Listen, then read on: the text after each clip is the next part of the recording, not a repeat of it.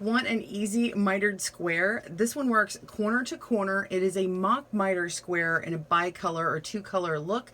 We're making this on the needles today. It's an easy pattern. Instead of a traditional square, mitered square, you get the boldness of these two colors here, and you're going to be working increases and then decreases from corner to corner today on GoodKnit Kisses. Welcome to GoodKnit Kisses. We're all about helping you stitch your love and love your stitches.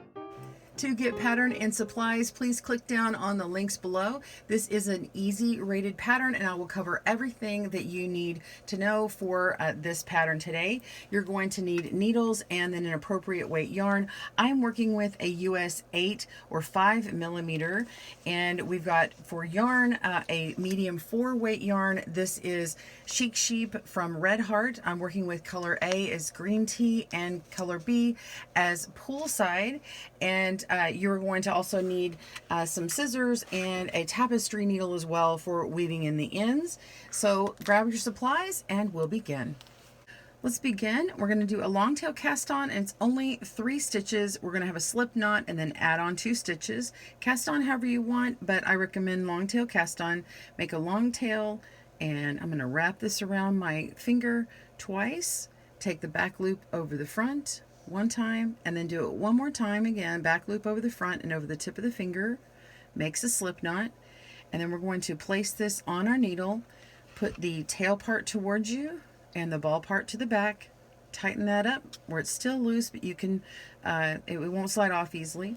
Okay, we're just going to grab that and split it with our fingers.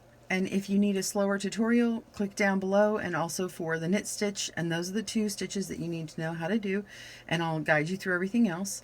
So you're going to pull back on here, and we're just going to scoop up. Notice I have my finger on my slip knot here to keep it still.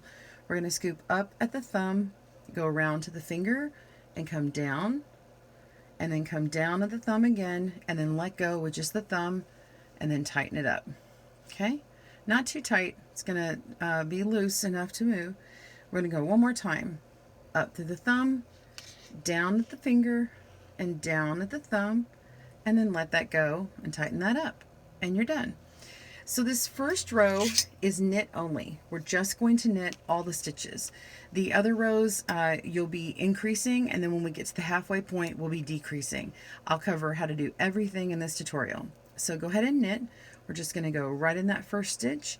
Make sure to grab from your ball and not the tail. So just let me separate these.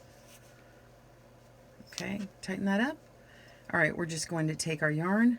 We're going to go around that needle and then pull it on through. Let the old one slip off, and that's how we're going to make the knit stitch. So we go in, wrap around, and pull through. Let the old drop off. And you can slow that down if you need to with the controls on YouTube. Okay, so we've got all 3 stitches knit. We're going to turn it and work our main stitch pattern. Okay, to do the first color, the first half of it, just like this, we're going to be increasing at the beginning of each row. Okay, and then when we get to the decrease, we're going to be color changing and then doing a decrease. So the first color is all the same rows. So we're going to knit in the front and back. So we're going to knit the first stitch and don't let it drop off. We knit the first stitch, and then we're going to take our needle and push it around to the back, putting our needle in the back. You don't have to flip it like that every time. I'm just doing that to show you. So you put your needle around back, yarn over, and pull through. Just like that. Okay? And then we're going to knit to the end of the row. So we've got 1, 2. And when there's so few stitches, I just keep my finger on the back of those stitches to keep them from sliding off. So you're going to turn, and then we're going to do it again. Knit into the first stitch, yarn over, take that tip and pivot around to the back, keeping that stitch on there. Go around to the back. Notice I've got my thumb on the stitch. It keeps it in place. All right, and then now we're just going to knit that stitch, and there we go. So we can let that drop off, and now you're just going to knit all the stitches to the end of the row. And now we have 5 stitches on our needles. Turn, and continue. Let's do one more. Let me slow this down. Go into the stitch, yarn over, pull it through, twist, and go to the back. Put our needle in the back, yarn over, and pull it through. Just like that. And knit to the end. Okay, so you're going to continue this on until you have 56 stitches, or you can measure if you want to make an 8x8 size, which is what I'm doing. You can measure from here to here until you have 5.5 inches. You can also measure the side here. So you can measure from here to here. All right, continue on, and I'll meet you when you have 56 stitches. See you soon. All right, so I have knitted to where from the tip to the middle I have 5.5 inches, or from the side it measures 8 inches.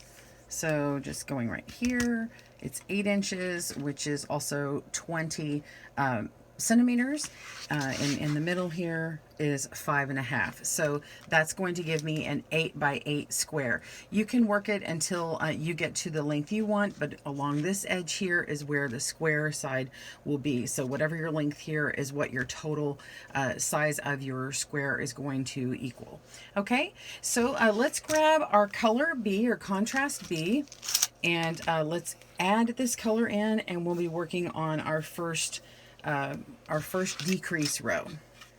I'm going to grab my yarn and leave a tail at the back here, and I'm going to put my needle in that first stitch there. And it helps if you can grab your other yarn and hold it at the back with your other tail and give yourself some tension on that stitch. Okay, so we're just going to yarn over and pull through that very first stitch. So we're going to knit one, and now we're going to knit two together. So take these first two stitches and knit them together, and that's our decrease. And then you're going to knit to the end of the row. All right, that's it. That is all you have to do until you have 3 stitches left. I'll go ahead and do that for you one more time on our next row, and then you can see what my join looks like here. So continue, and I'll meet you back up at the beginning of the next row. See you soon. All right, let's just repeat that one more time. So we're going to be knitting 1, and then we knit 2 together. Just go in those stitches, yeah, just like that, and knit, and then knit to the end.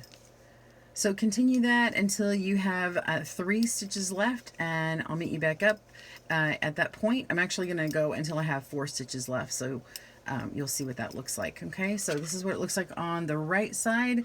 The right side is always the side that you did the color change on the knit row, and we'll see you back up when you get to those last 4 stitches. All right, we're down to our last 4 stitches. I'm going to knit 1, knit 2 together, and knit the third one, turn it, okay, and now we're just going to knit 3 together. Okay, you don't even have to do a center double decrease. You can if you want, if you know how to do that. Just go on through all 3 stitches,